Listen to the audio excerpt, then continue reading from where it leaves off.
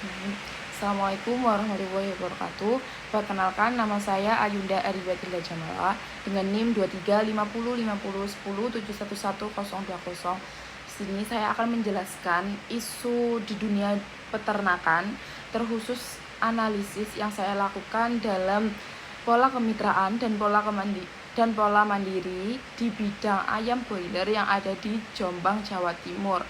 Di sini saya akan menjelaskan perubahan sosial yang terjadi, isu yang terjadi, dampak perubahan sosial yang terjadi, hingga tokoh-tokoh yang memiliki peran dalam isu tersebut. Yang pertama, isu persoalan yang terjadi di dunia lapang. Usaha ternak broiler di Jombang mengalami tantangan yang signifikan, terutama terkait dengan modal awal yang tinggi dan posisi tawar peternak yang lemah di pola kemitraan. Banyak peternak memilih pola kemitraan untuk mendapatkan bantuan dan modal bimbingan teknisi untuk melanjutkan usaha. Namun, ketidakjelasan dalam kontrak dan kurangnya transparansi dalam menjalankan usaha bisnis bersama seringkali mengakibatkan kerugian yang berdampak buruk terhadap peternak dengan pola kemitraan. Hal ini menciptakan ketidakadilan dalam hubungan kemitraan, di mana perusahaan inti sering mengambil keuntungan lebih tinggi dan merugikan peternak pola mandiri seperti itu. Yang kedua, perubahan sosial yang terjadi. Pola kemitraan dalam usaha broiler telah membawa perubahan sosial yang signifikan. Di satu sisi, kemitraan memberikan akses kepada peternak untuk memulai usaha dengan modal yang tinggi, dengan pendampingan yang bagus. Namun, di sisi lain juga menyebabkan pola ketergantungan antara peternak pola kemitraan dengan perusahaan inti, karena peternak kemitraan tidak bisa berjalan tanpa adanya dukungan dari perusahaan inti, sehingga menyebabkan perubahan sosial, yaitu ada rasa ketergantungan antara peternak kemitraan dengan pola kemitraan perusahaan inti.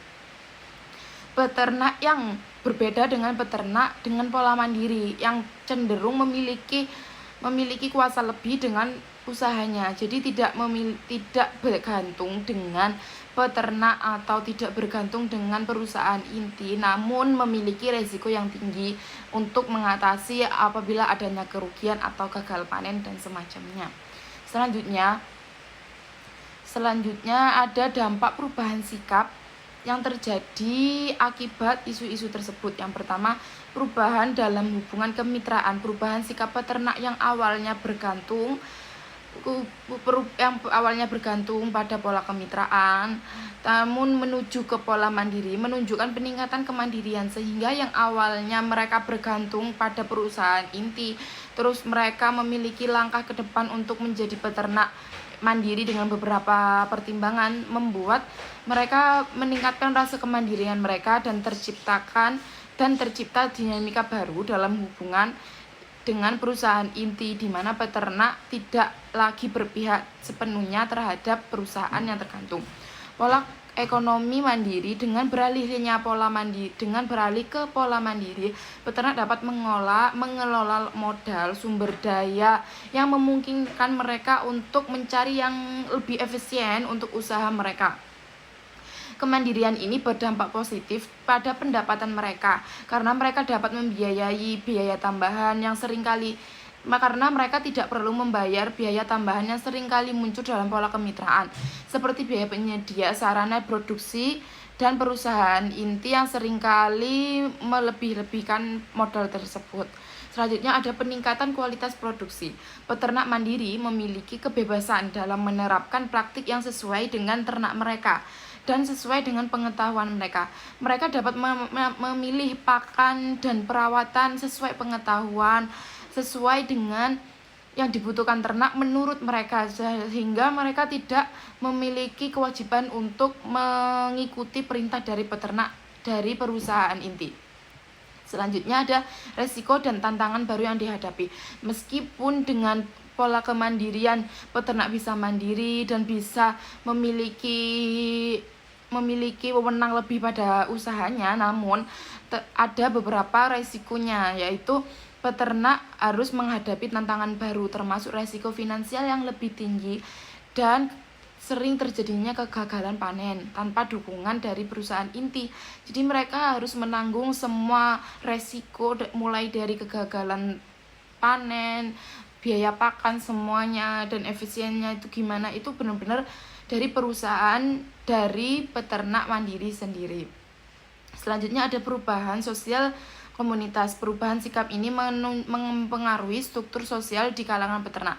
Peternak mandiri cenderung membentuk jaringan dan kelompok sendiri sebagai sumber daya dan peningkatan sumber daya manusia, dan dapat memperkuat solidaritas di antara peternak. Ini berbeda situasi dengan peternak pola kemitraan dan perusahaan inti yang cenderung mereka sudah menjalin hubungan dengan beberapa pihak yang itu-itu saja, sehingga tidak membentuk komunitas di luar sana dengan peternak-peternak yang lainnya, sehingga itu membuat peningkatan perubahan sosial komunitas.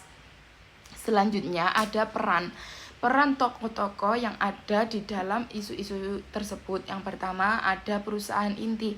Perusahaan inti yang memiliki penyedia modal yang lebih tinggi, memiliki bimbingan teknis, namun yang seringkali mereka tidak mematuhi SOP, sehingga seringkali terjadinya salah paham antara peternak kemitraan dengan perusahaan inti. Dengan itu disebabkan karena kurangnya transparansi antara perusahaan inti dengan peternak kemitraan. Selanjutnya ada peran dari peternak plasma. Peternak yang terlibat dalam pola kemitraan seringkali merasa dirugikan karena pola tawar mereka yang rendah dan lemah. Mereka berharap dengan kerjasama ini saling menguntungkan, namun kenyataannya di beberapa kemungkinan pasti perusahaan inti menyudutkan peternak dengan pola kemitraan. Selanjutnya ada pemerintah daerah.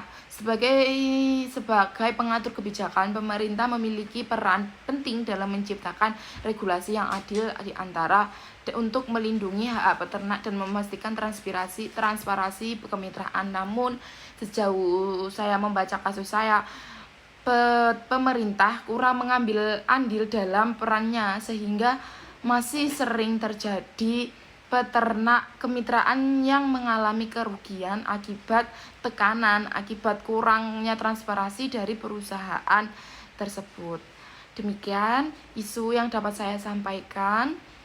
Cukup sekian. Wassalamualaikum warahmatullahi wabarakatuh.